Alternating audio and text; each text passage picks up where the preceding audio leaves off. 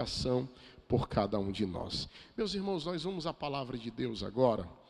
Abra sua Bíblia no Evangelho de Mateus, capítulo de número 16, versículo de número 24.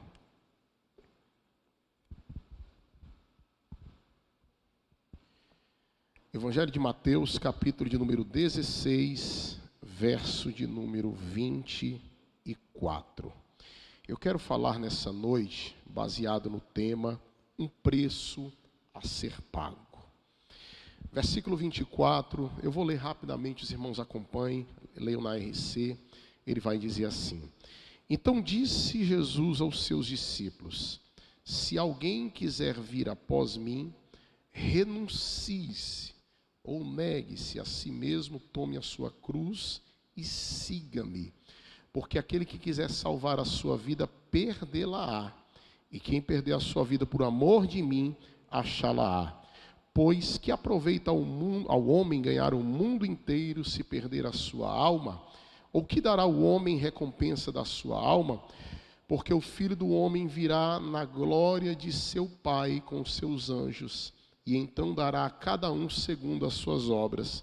Em verdade vos digo que alguns há dos que aqui estão que não provarão a morte até que vejam vir o Filho do Homem em seu reino. Oremos ao Senhor. Pai, nós queremos te pedir nessa noite que o Senhor, Pai querido, tão bondosamente nos reuniu aqui nesse lugar para ouvirmos tua voz e tua palavra. Fale conosco, meu Senhor da glória. Precisamos, Pai, ouvir a tua voz, ouvir a tua verdade. Precisamos, Pai, da tua direção. Precisamos da tua exortação, do teu consolo. Precisamos, Pai, continuar nessa jornada para buscar, conhecer, perseguir, Senhor, a tua boa, agradável e perfeita vontade.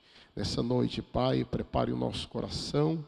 Em nome do teu Filho Jesus, nós te oramos e já te agradecemos. Amém.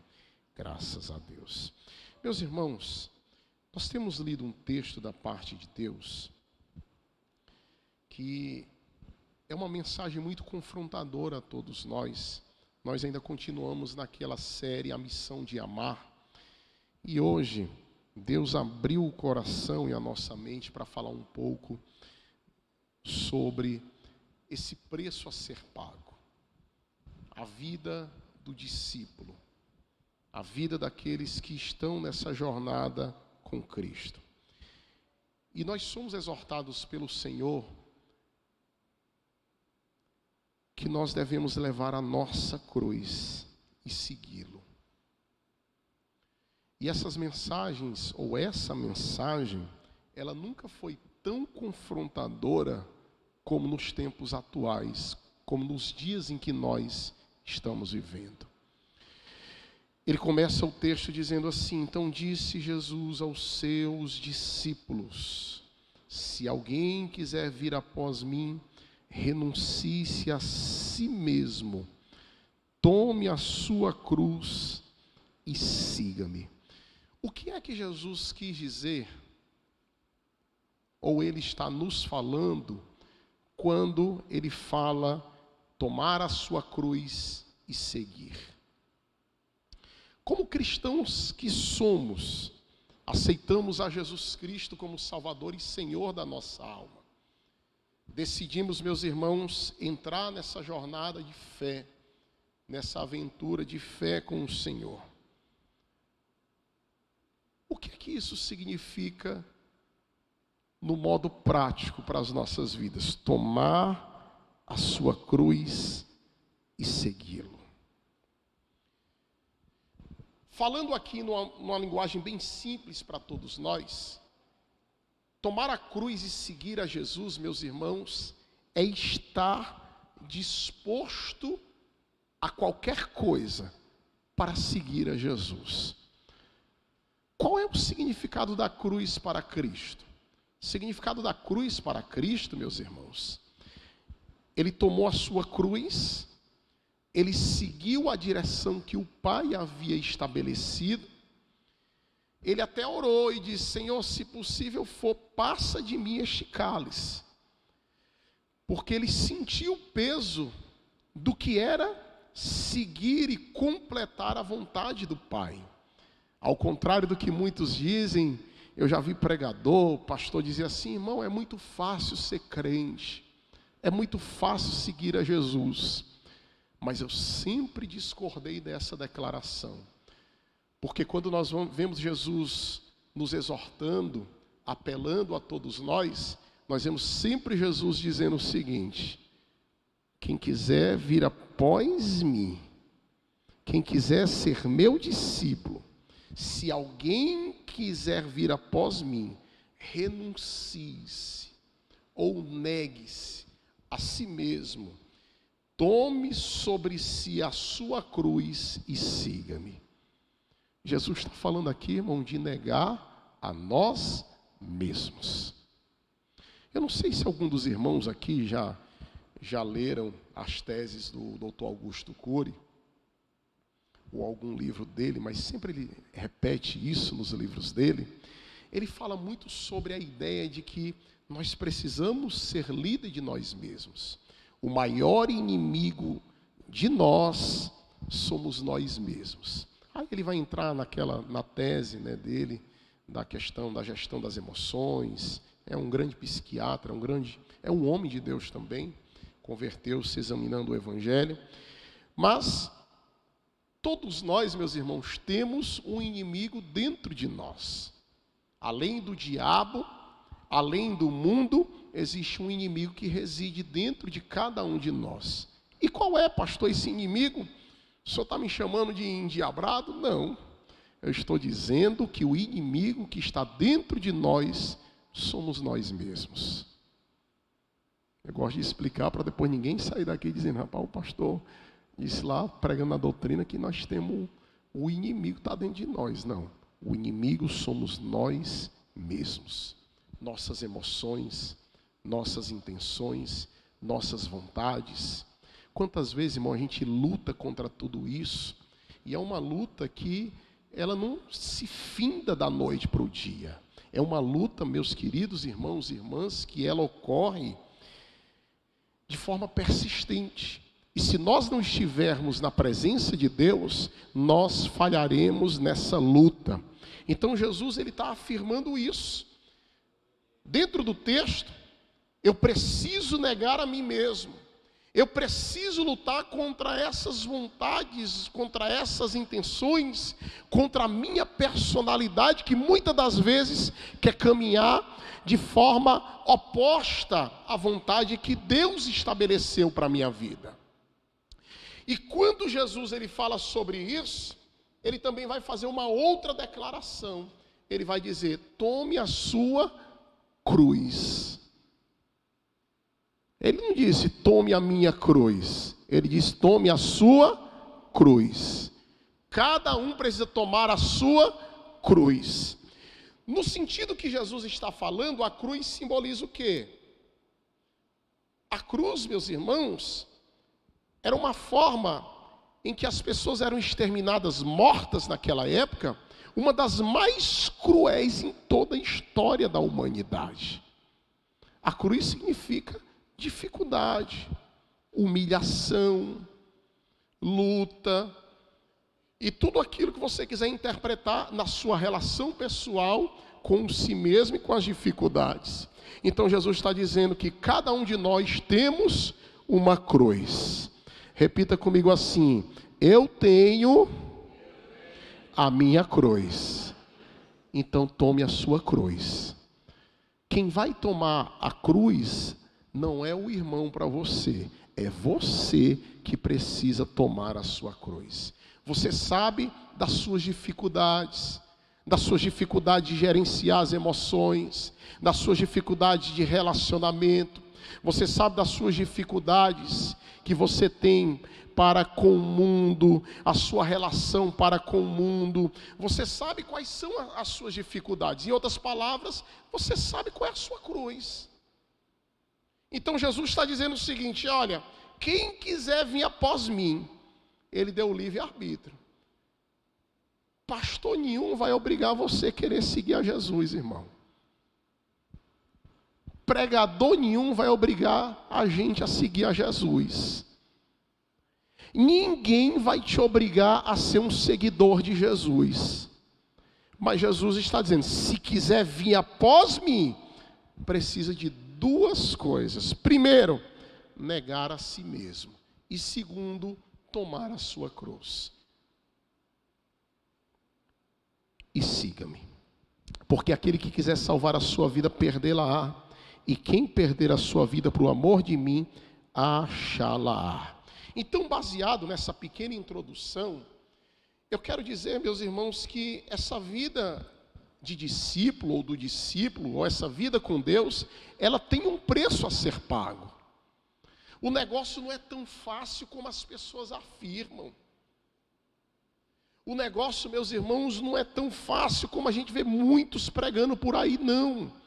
Você vai passar muitas dificuldades, você vai ter desconforto, você vai passar suas lutas, você vai passar por diversas situações.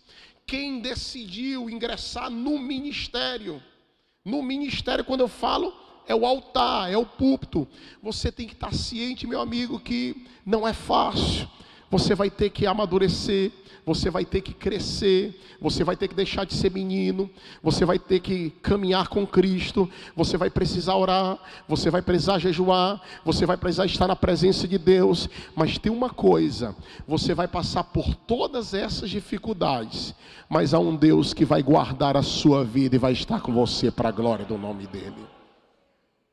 Há um Deus que vai estar conosco em todos os momentos, em todas as situações. Então, ninguém pode seguir a Cristo, ninguém pode caminhar com Cristo, se não entender a ideia de negar a si mesmo. O problema é que hoje muitas comunidades e muitas igrejas, elas estão mais preocupadas em encher os bancos a qualquer custo, do que propriamente seguir a orientação de Cristo. Qual é, pastor? É de formar discípulos, é de fazer discípulos em todas as nações, porque é isso que ele nos alerta lá no final do Evangelho de Mateus. Quando você olha o final do Evangelho de Mateus, meus irmãos, Evangelho de Mateus capítulo 28, versículo 19, ele vai dizer assim: portanto, ide e ensinai todas as nações, batizando-as em nome do Pai, e do Filho e do Espírito Santo, ensinando-as a guardar todas as coisas que eu vos tenho mandado. E eis que estou convosco, olha aí a promessa dele para nós, todos os dias, até a consumação dos séculos. Amém. Então, negar a si mesmo é estar disposto a qualquer coisa, inclusive morrer por Cristo. Só que falar em morrer aqui no Brasil, talvez isso não surta tanto efeito, porque aqui no Brasil a gente tem liberdade de culto. Aqui, irmão, vocês que vieram para o culto hoje, tiveram algum impedimento, a não ser aqueles do inimigo? Alguém impediu vocês, vocês não vão para a igreja? Alguém foi ameaçado por vir à igreja? Não existe isso aqui no Brasil. Graças a Deus por isso, porque você tem liberdade de culto. Agora, nossos irmãos que estão lá na janela 10x40, que estão cultuando escondidos. Agora mesmo, na reunião de ministério, a penúltima, a gente recebeu um missionário que foi um jovem aqui do José Walter, muitos anos, mas há mais de 20 anos, ele está no Egito. E passou por várias situações, irmão. E ele disse assim, falando para os pastores: pastores, é porque a mídia ela só propaga no Egito e naquela região a parte turística, que é muito bonito, mas eles não propagam a parte da perseguição, que às vezes nós temos que cultuar secretamente, ninguém pode saber que a gente é crente. Quem já ouviu falar naquele livro da editora Betânia, O Contrabandista de Deus? o irmão André, que teve que contrabandear no seu carro, no seu veículo, irmão. Essa é a palavra, Bíblia Sagrada, porções das Escrituras, para que chegasse, meus irmãos, a países fechados na cortina de ferro, para que o Evangelho fosse propagado e os crentes alimentados pela palavra de Deus. Eu acho que muitos de vocês já viram até... Hoje é muito fácil você ver vídeos, porque existem várias redes sociais que propagam com muita facilidade, quando aqueles meninozinhos, moreninhos, lá na África, em vários locais, chegam a Bíblia Sagrada para eles, para os nossos irmãos. Irmãos, parece que eles estão recebendo o filé mignon, o melhor prato de comida que existe no mundo, e eles recebem com alegria, eles recebem glorificando a Deus. Mas aqui, meus irmãos, eles têm todas essas dificuldades, e aqui nós temos essas facilidades. Então, a vida não é fácil, mas sempre tenha noção ou percepção de que tem gente em mais dificuldade do que você. Tem gente que não se alimentou hoje. Tem gente que não tem uma casa para ser amparado, abrigado. Tem gente que não tem água potável para tomar banho. Tem gente, meus irmãos, que não tem água boa para beber. Tem gente que não tem igreja próximo a ele. Tem gente que não tem uma Bíblia Sagrada, nem o Novo Testamento para ler. E nós temos a liberdade de culto. Nós temos a liberdade para adorar, para ler a palavra. Então o que nós precisamos é acender a chama de Deus em nossa vida para a glória do seu nome. Quando eu falo que tem igrejas preocupadas em encher os bancos, eu não estou sendo contra o crescimento não, meus irmãos. Porque o meu desejo é que todas as vagas desses bancos, dessa congregação, sejam preenchidos. Mas a Bíblia diz que um planta e outro rega. Quem dá o crescimento é Ele. Então a gente tem que glorificar é aquele que dá o crescimento. Nunca olhar para os instrumentos de Deus, nunca olhar para os pastores que Deus coloca, nunca olhar para os pregadores que Deus levanta. Honre os homens de Deus, mas entenda que nada disso, irmão, vem de nós, isso vem do Senhor, isso vem da graça de Deus, isso vem do poder de Deus. E você pode perceber, meu querido irmão e irmã, sai um, entra outro, a obra de Deus vai continuando, porque é Ele quem está no controle de todas as coisas. Mas qual é o custo ou preço a ser pago? Em primeiro lugar, é o custo de compreender que a chamada de Deus, quem tem a iniciativa, é o próprio Deus sobre nossas vidas. É Ele quem tem a iniciativa. É Ele quem inicia essa chamada sobre nossas vidas. Muita gente acha que Deus me chamou porque eu sou inteligente. Deus me chamou porque eu gosto disso, porque eu tenho curso. Não, irmão. Para Deus chamar alguém, Ele não precisa de nada disso. Para chamar, não. Posteriormente, isso pode ser útil. Mas para chamar, Deus chama quem Ele quer, do jeito que Ele quer e da forma que Ele quer para fazer a sua obra. Ou a gente gostando ou não, quem chama é Deus, irmão. Quem chama é Deus. A ação inicial vem do próprio Deus. E o custo a ser pago é o custo de compreender que Ele se manifesta por meio da chamada, para que nós possamos conhecê-lo, segui-lo e amá-lo. Meus irmãos, há muitos textos valiosos na Bíblia Sagrada, e eu não vou me deter neles, mas eu vou apenas citá-los aqui. Lá em Gênesis capítulo 12, verso 1 ao 9, a Bíblia diz que Deus aparece a Abrão. E quando Ele aparece a Abrão, Ele disse assim: ora, disse o Senhor a Abrão, sai da tua terra, da tua parentela, da casa de teu pai, e vai para uma terra que te mostrarei. De ti farei uma grande nação, e te abençoarei, e te engrandecerei o nome, se tu uma bênção. Olhe para o seu irmão e diga assim para ele: "Sê tu uma bênção". Olhe para o outro lado e diga para ele: "Sê tu uma bênção". Irmão, foi para isso que Deus te chamou. Foi para isso que Deus chamou a cada um de nós. É para ser uma bênção. Tem irmão que não entende a chamada de Deus.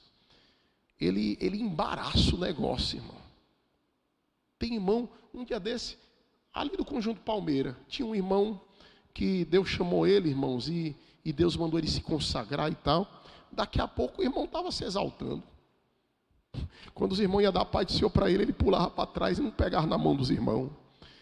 Porque ele dizia que ele era santo, e aquele que é santo não pode se contaminar com aquilo que é impuro.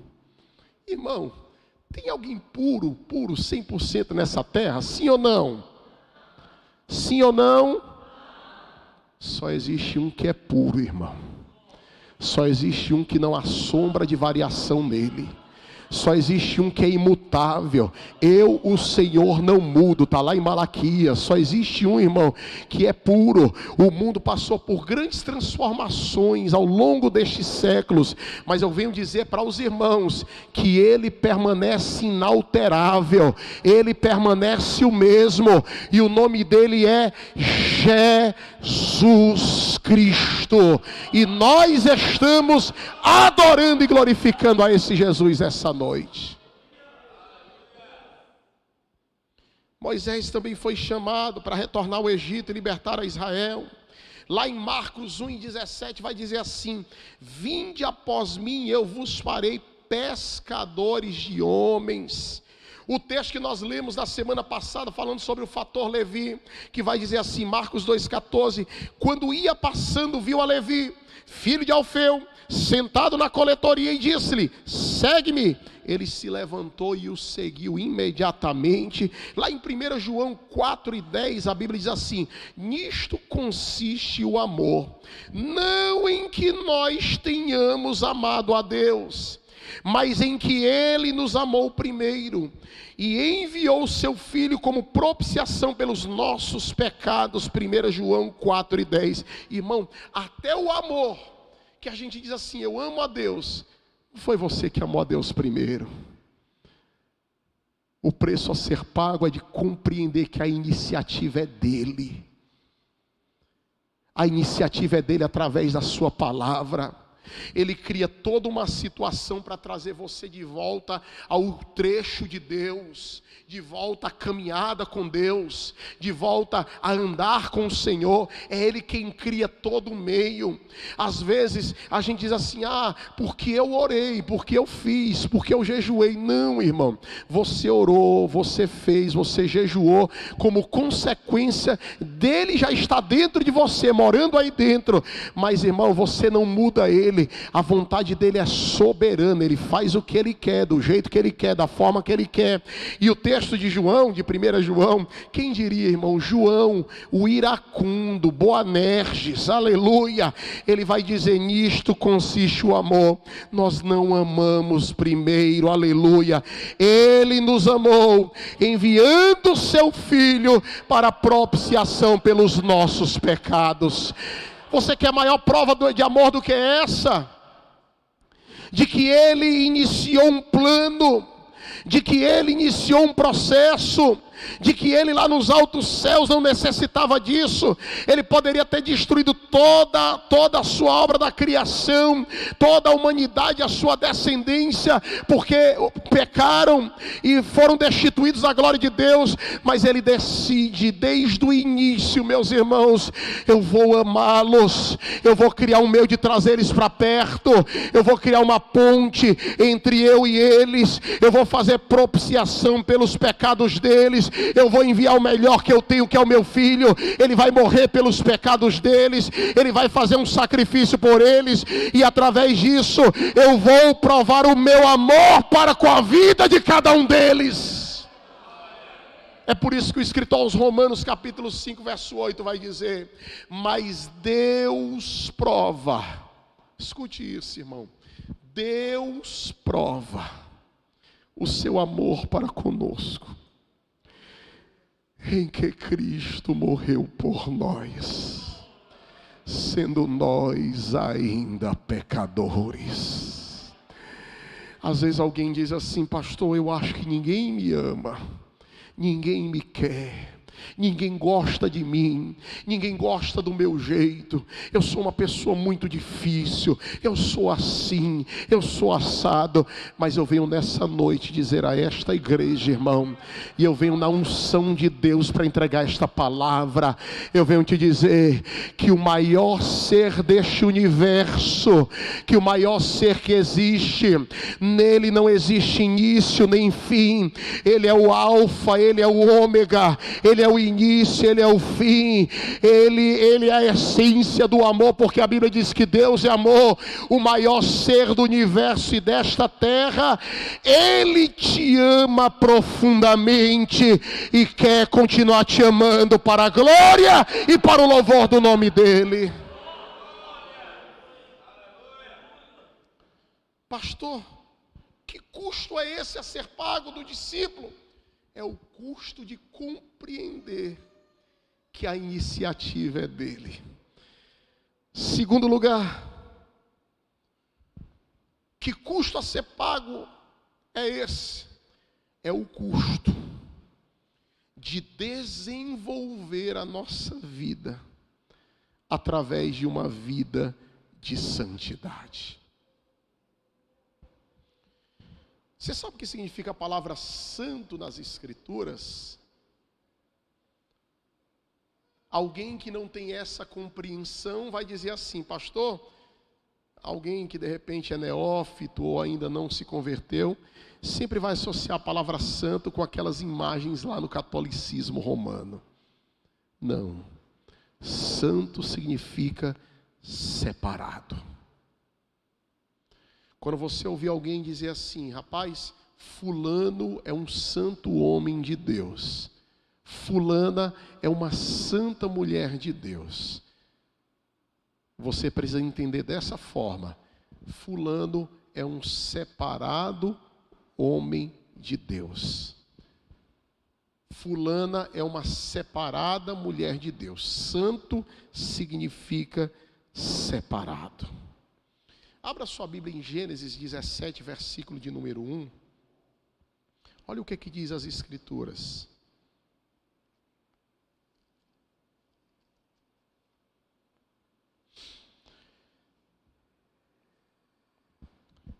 Sendo, pois, Abraão da idade de 99 anos, apareceu o Senhor a Abraão e disse-lhe: eu sou o Deus Todo-Poderoso.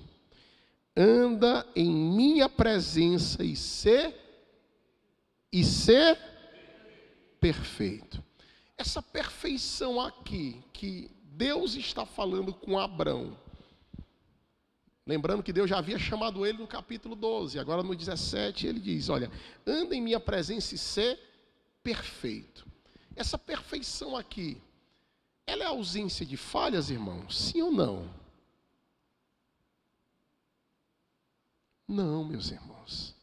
Quando Deus diz assim para Abraão: anda na minha presença e ser perfeito, uma das traduções dessa palavra perfeito significa ser maduro. E existe alguém que vai dizer ser separado. Porque a maturidade, ela tem a ver com o nível de separação que nós temos para Deus. Irmão, ser cheio de Deus não tem nada a ver em chegar aqui, pular, rodopiar. Um dia eu fui pregar numa festa, aí o irmão disse assim: irmão, foi uma benção, irmão, mas os outros que vieram aqui pularam, sapatearam. E eu disse assim: meu irmão, com esse peso aqui não dá para eu pular e sapatear, não. Mas a palavra foi pregada. Ser cheio não significa nada disso, não significa ser maduro. Significa ser separado. E isso aqui tem a ver com o nível de santidade que nós temos diante do Senhor. Irmão, Deus não usa vaso sujo. Deus não usa, irmão, vaso quebrado, rachado pelo pecado. porque tem gente de qualquer jeito, irmão, ele quer ministrar, ele quer falar a palavra de Deus, ele quer cantar, ele quer fazer a obra. Mas, irmãos, tem muita gente que às vezes, irmãos, reclama: porque na AD Tempo Central a gente não tem muita oportunidade. Aleluia. Mas, meus irmãos, é porque aqui a gente tem o cuidado, aqui a gente tem a cautela, meus irmãos. Não é que a gente é perfeito, ausente de falha, não. Porque os irmãos sabem que aqui no meio da comunidade como essa, cada um de nós já conhecemos as virtudes e falhas uns dos outros. Todos nós temos virtudes e temos defeitos. Ninguém é tão imperfeito, irmão, a ponto de não ter uma virtude. Aleluia. E ninguém é tão bom a ponto de não ter um defeito. Mas quero dizer para os irmãos, meus queridos, que nós estamos aqui, aleluia, propagando a mensagem para que o crente ele viva uma vida santa e separada para Deus.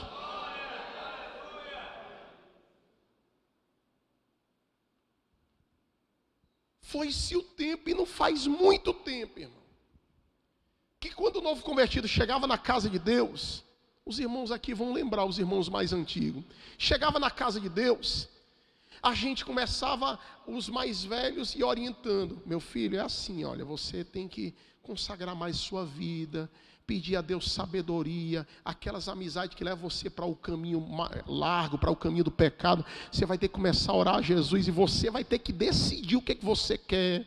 Você tem que buscar a Deus, busque o batismo com o Espírito Santo, venha para a escola dominical, venha para a doutrina, venha aprender a palavra, peça a Deus sabedoria para pregar o evangelho. Era assim ou não era, irmão? Sim ou não? E por que a gente não pode mais falar isso? Tem gente, irmão, até que se chateia. Por que a gente não pode mais falar isso? O evangelho ficou tão light desse jeito, irmão, que a gente não pode mais pregar a santidade. Eu já cheguei à igreja, irmão, que o pastor me chamou e disse: pastor, traga aqui uma palavra mesmo de bênção para o povo. Não pregue essas coisas. Teve um que falou assim: você sabe, essa coisa mais ortodoxa, santidade e tudo, assusta os irmãos. E eu não sou o pastor da igreja, eu chego lá para pregar a palavra. Mas se Deus mandar falar, a gente fala a palavra de Deus. Porque eu vou dizer uma coisa para os irmãos: a palavra de Deus não escandaliza ninguém, irmão. A palavra não escandaliza ninguém. A palavra de Deus, pelo contrário, ela promove em nossas vidas. Eu estou falando a mim primeiro que estou pregando. Ela promove o temor, ela promove o desejo de estar próximo a Ele. Ela promove, meus irmãos, o desejo de se humilhar, de se ajoelhar, de reconhecer: Senhor, eu não passo de um pecador, Pai querido. Eu não passo de alguém, mas o Senhor teve graça e olhou para a minha vida, e aqui estou eu pela Tua misericórdia, para a glória de Deus.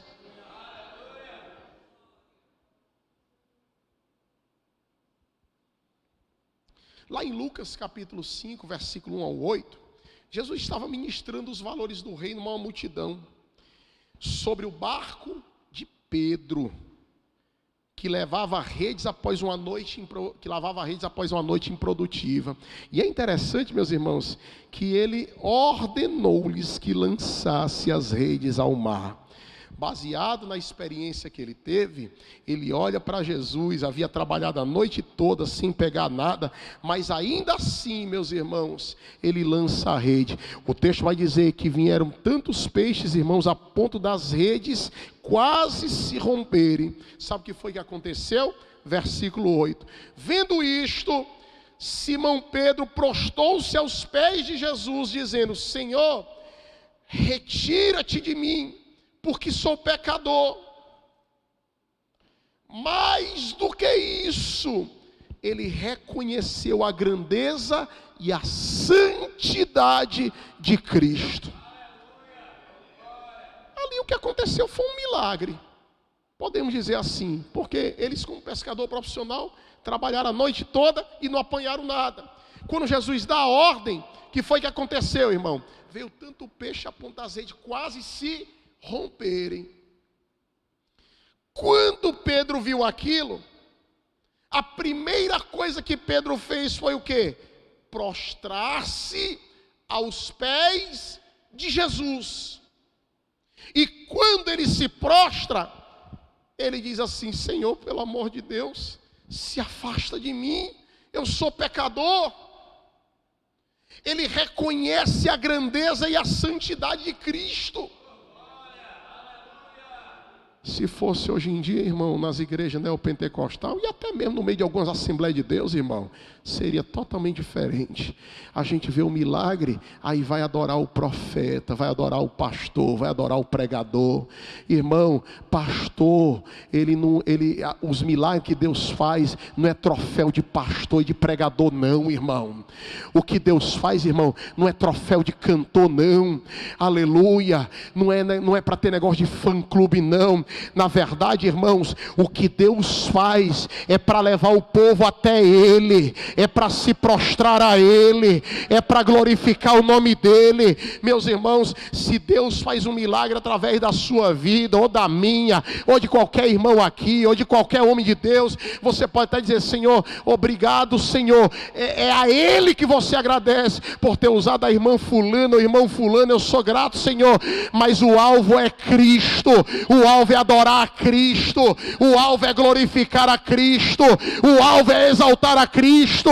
Existe muita gente que compreendeu o ministério de forma errada, foi ensinado errado, e quando não tem aplauso, ele acaba se desestimulando e enfraquecendo porque não tem aplauso. Você já viu alguém orar e dizer assim: Senhor, eu sei que o Senhor vai engrandecer o meu nome.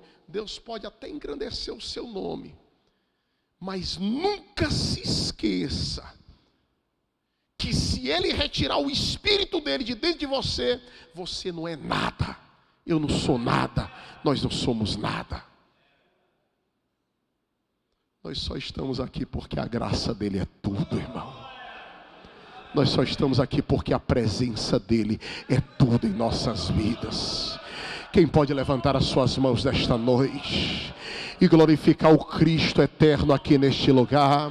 Diga para Ele que Ele é tudo sobre a sua vida. Diga para Ele que Ele é grande, que Ele é poderoso. Diga para Ele: Senhor, eu sou tão falha, eu sou tão falho, eu sou tão pequeno. Senhor, eu tenho tanto defeito, mas a Tua graça está sobre a minha vida. Obrigado pela Tua graça, Jesus.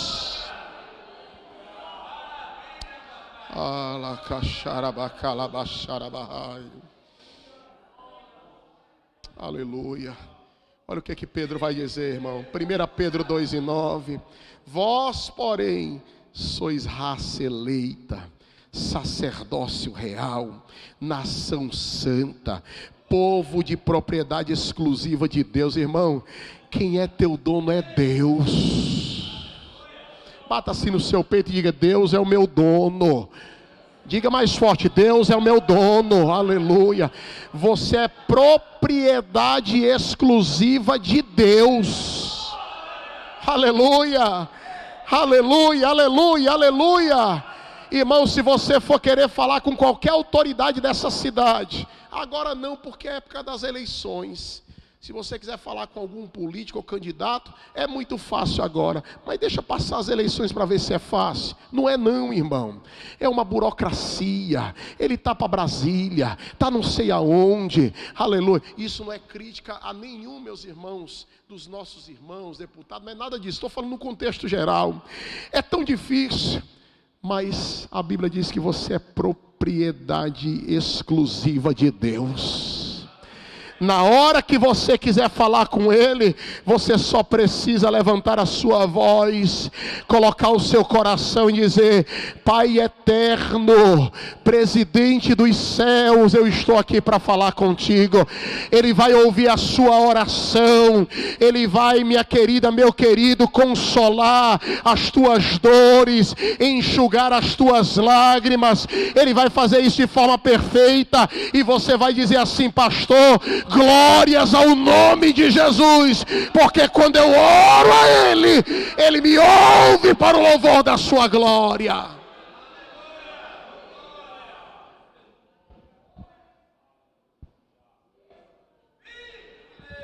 Propriedade exclusiva de Deus, a fim de proclamar as virtudes daquele que vos chamou das trevas para a sua maravilhosa luz. Mas não esqueça, Ele te chamou das trevas para a maravilhosa luz.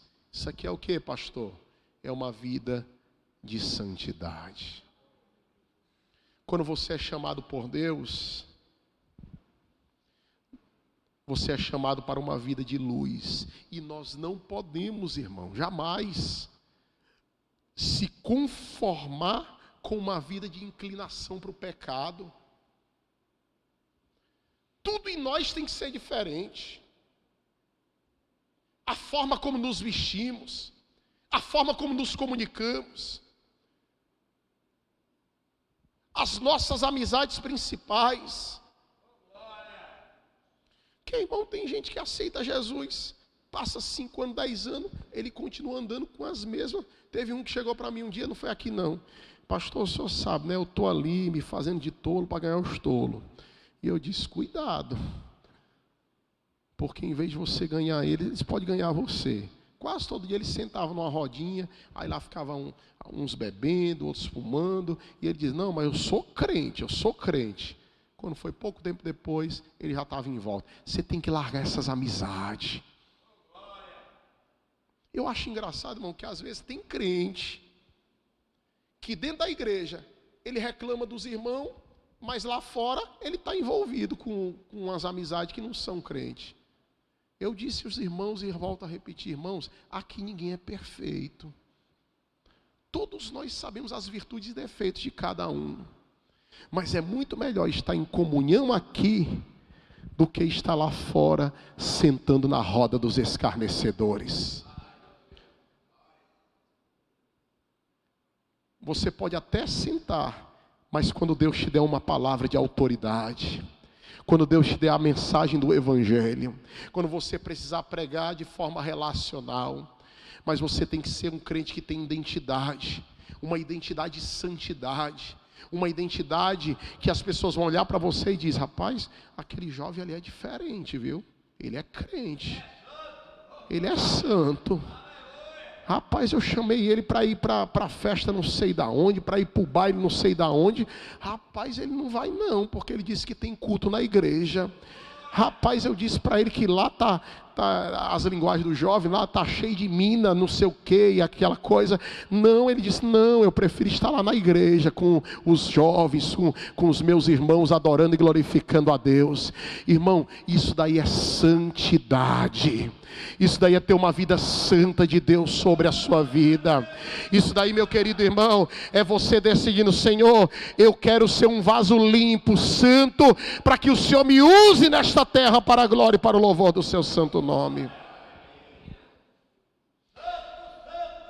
Todo ramo que estando em mim não der fruto, ele o corta.